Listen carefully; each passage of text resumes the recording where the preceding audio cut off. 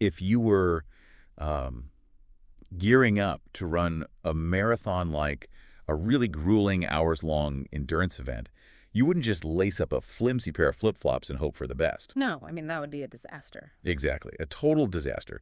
You'd want gear specifically engineered for the task. You'd want structure, durability, a design meant to actually go the distance without falling apart on you. Right. Yet, when it comes to our daily routines, especially our makeup routines, we constantly expect, like, marathon-level performance from what are essentially flip-flop level products. Yeah, that's such a good way to put it. So today, our mission for this deep dive is cracking the code on cosmetic endurance. We are pulling from this really comprehensive bridal beauty guide from Weddizer, and it's focused entirely on lip stains and long-wear formulas designed for all-day kissing, eating, and, well, just living. And, the bridal standard is arguably the ultimate stress test for cosmetics. I mean, think about it. The human mouth is in constant dynamic motion. Oh yeah, constantly. We talk, we laugh, we eat, we drink. Creating a cosmetic that can withstand all of that friction and moisture for 12 to 16 hours. It isn't just about mixing nice colors together in a lab. It is a serious feat of chemical engineering. It really is. And before you tune out thinking, well, I'm not getting married anytime soon, Yeah. you need to know this standard applies to all of us. Absolutely. Whether you are actually walking down the aisle, or maybe you're prepping for a marathon day of back-to-back corporate meetings, or just going out for a nice dinner where you actually like to eat your food without, eating your lipstick. Right. Nobody wants that. Exactly. This applies to you. Being truly kiss-proof and transfer-resistant is the absolute peak of makeup technology. Yeah. So, to really crack this code, we first need to look at the chemistry of color. We have to understand the fundamental difference in how various products physically interact with the anatomy of our lips. Yeah, because the underlying mechanics dictate everything. We can draw a pretty stark line between traditional lipsticks and lip stains, and it all basically comes down to where the product physically resides after you apply it. Okay, break that down for us. Sure, so traditional lipsticks are generally formulated with heavy waxes and rich carrier oils. Because of that molecular density, they sit entirely on the very surface of your lips. This is sitting right on top. Exactly. And that structural reality means they really only offer moderate longevity and maybe medium transfer resistance at best. Which translates to frequent touch-ups. I mean, you take one sip of coffee and half your expensive pigment is suddenly glued to the rim of the mug. Yeah, the dreaded coffee cup ring. It actually makes me think of like a home improvement project. Using traditional lipstick is essentially like painting a drywall surface in your house. The paint just sits on the exterior layer, and if you bump into it with a piece of furniture... The chips or peels right off. Right. But a lip stain operates on a completely different mechanical principle, doesn't it? It's more like staining a raw hardwood floor. The liquid actually penetrates and absorbs into the porous surface of the material. It becomes integrated with the canvas itself. That analogy perfectly isolates the structural difference. Instead of laying down this thick, waxy barrier, stains deposit lightweight pigments that bond directly with the epidermal layers of the lips. So they actually sink in. They do. And that penetration creates this incredible longevity profile that requires almost zero touch-ups. But, the true value of that structural difference goes way beyond just visual durability. It profoundly impacts the physical sensation of wearing the cosmetic. The comfort factor. Exactly. Lip stains offer a remarkably lightweight feel and just a really comfortable finish. Which is huge. You completely eliminate that hyper-awareness of your own mouth. Like, during a major life event or a highly stressful work presentation, having a heavy, waxy layer sitting on your face is just a constant tactile distraction. Yeah, it's all I can think about. Right. You want to just apply it and forget it, keeping your focus on the actual event you are attending, not your makeup. It shifts the dynamic entirely. It's dependable beauty that keeps pace with your schedule rather than forcing you to constantly, pause your life to babysit your makeup. Yes, babysitting your makeup. I love that phrase. And because these stains and long-wear pigments bond so effectively, cosmetic technology hasn't just stopped at one uniform formula. We now have an entire arsenal of specific long-wear formulations tailored for vastly different environments, skin types, and, aesthetic needs. Oh, the options have exploded. They really have. So we should walk through the three heavy hitters shaping the space right now. First up, we have matte liquid lipsticks. Okay, so these are your maximum security lockdown formulas. Maximum security, I like that. Well, it's true.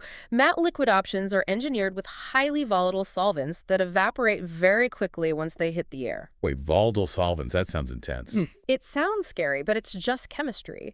When those solvents flash off, they leave behind a film-forming polymer that locks the pigment tightly into place. This creates a highly transfer-resistant finish. These are really formulated for heavy-duty, high-impact scenarios. So we're talking like outdoor ceremonies where you are battling wind and humidity, or formal galas, high-energy reception dancing. Exactly. Anywhere you need absolute hold. But that chemical mechanism, while it makes total sense for durability, it also reveals a massive trade-off, doesn't it? Yeah. If the solvents are evaporating that rapidly to lock the color down, they have to be pulling ambient moisture away from the skin. Yeah, they do. So if matte liquid lipstick is the absolute most durable option out there, the reason we don't just use it universally is because it can leave your lips feeling like the Sahara Desert. That is the exact trade-off. The balancing act in cosmetic chemistry is always, always between longevity and hydration. Because matte formulas dry down so thoroughly to create that immovable matrix, they just intrinsically lack moisture. So you get the wear time, But you are constantly battling the risk of the product cracking, or just creating a tight, really uncomfortable feeling on the skin as the day wears on. ugh, the worst. Right. And that limitation basically forced chemists to develop a completely different delivery system for those who prioritize hydration over absolute lockdown. Which brings us to the second category, water-based lipstones. Okay, so how do these bypass that dry, cracking feeling? Well, water-based stains bypass the film-forming polymers entirely. Instead of locking down on top of the skin with a rigid film, they use water as the primary solvent. Oh, interesting. Yeah, and that water carries the pigment deeply into the skin where it absorbs completely. So using water as the delivery vehicle provides a remarkably natural finish, right? With practically zero cracking, precisely because there is no rigid polymer film sitting on the surface to break apart. Exactly. They are incredibly comfortable to wear while still providing excellent longevity. I'd say it's the ultimate non-drying solution for someone who demands the feeling of bare skin. But, okay, what if you want the intense color payoff of a matte, but you also absolutely refuse to sacrifice hydration? Ah, then you're looking for the hybrid option. Right, which kind of feels like the Goldilocks formula in this guide. Satin longwear lipsticks. Satin formulas are honestly a masterclass in chemical compromise. They incorporate specific emollients to maintain continuous hydration while still utilizing advanced longwear pigments. So you get the best of both worlds. Basically, yeah, you get rich, intense color and this really elegant shine that simply cannot exist in a flat matte or a fully absorbed water-based stain. Okay, so to recap the arsenal, we have the matte from Maximum Lockdown, the water-based for that bare skin comfort, and the satin for hydrated shine. Perfect summary. But here's the catch that the source material really emphasizes. Even if you purchase the most advanced, high-tech, aerospace-grade water-based stain on the market, it is completely useless if the canvas isn't prepared correctly. Completely useless. The architecture of application determines the entire success or failure of the product. Because ultimately, a cosmetic can only perform as well as the biological surface it adheres to. Right, and the preparation strategy actually requires a two-phased approach, doesn't it? Yeah. There's long-term prep and day of prep. Correct. For the long term, we are talking about protocols starting weeks before an event. You are drinking plenty of water, utilizing nourishing lip masks, applying SPF, lip protection, and exfoliating gently once or twice a week. Yeah, that baseline health is crucial. Now, I know you might be listening to this thinking, I don't have 3 weeks to prep my lips for a Tuesday morning staff meeting. But the focus here is just baseline biological health. Because, for example, one of the most critical long-term rules mentioned in the guide is to stop licking your lips. Oh, this is so important. The biology behind that rule is fascinating. I found this mind-blowing, actually. Right, because human saliva contains digestive enzymes, specifically things like amylase and maltase, which are biologically designed to break down complex starches and proteins. So when you habitually lick your lips, you are literally starting the digestion process on your own face. Literally, right on your own skin. That is horrifying. It kind of is. The lips have a uniquely thin stratum corneum. That's the outermost layer of the epidermis. And they completely lack sebaceous glands to produce protective oils. So they have no natural defense. None. So flooding that fragile, oil-free zone with digestive enzymes systematically dissolves the delicate skin barrier. It causes severe dryness, micro tears, and flaking. And if you try to apply a high-tech matte polymer over a microscopic landscape of flaking, digested skin. The pigment will bond unevenly and flake off within an hour. It just won't work. Wow.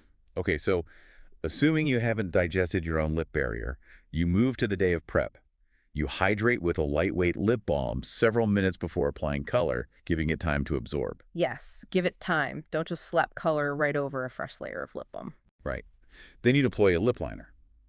The guide mentions this establishes the architectural boundary of the shape and acts as a physical dam to prevent feathering, basically keeping the pigment from bleeding into the fine microlines around the mouth. The dam analogy is spot on. But the actual application technique is where I had a massive realization. I always thought blotting with the tissue was just a trick to take off excess color so you don't look like a clown. A lot of people think that. But looking at the mechanics of layering, it's doing something far more structural. Much more.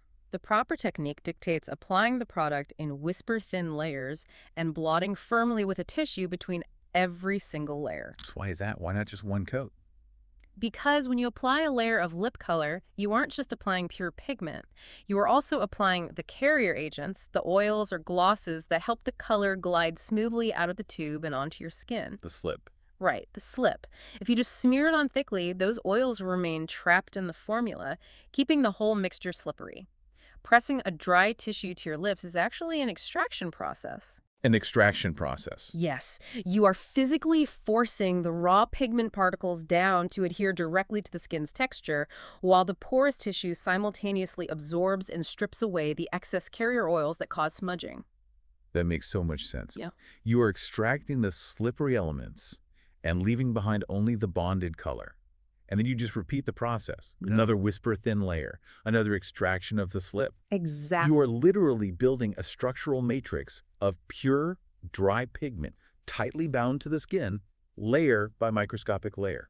I mean, if you were to just slap one thick coat on, only the very bottom microscopic level of pigment would actually touch your skin. Right, and the rest of it would just float on top of a sea of carrier oils, basically waiting to transfer onto the nearest wine glass. Exactly.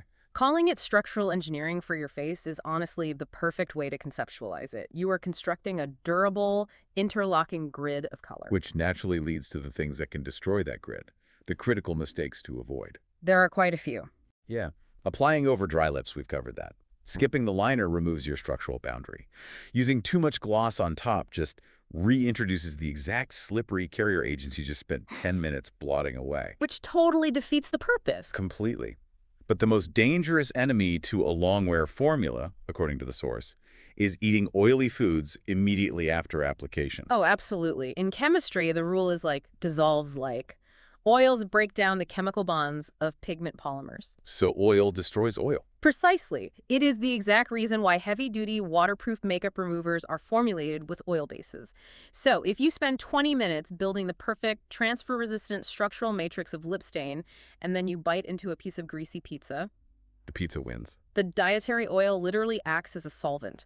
It will chemically dismantle your cosmetic architecture from the outside in. Rest in peace to the perfect lip. So you have your hydrated canvas, you've built your structural matrix, and you are staying far, far away from the olive oil. Now we can finally focus on the aesthetic layer. What shade are you actually deploying, and what is the underlying logic behind these choices? Well, the classic pairings rely heavily on color theory and natural undertones. Okay. Nude pink is the timeless choice because it enhances the natural flush of the lip without overwhelming the face.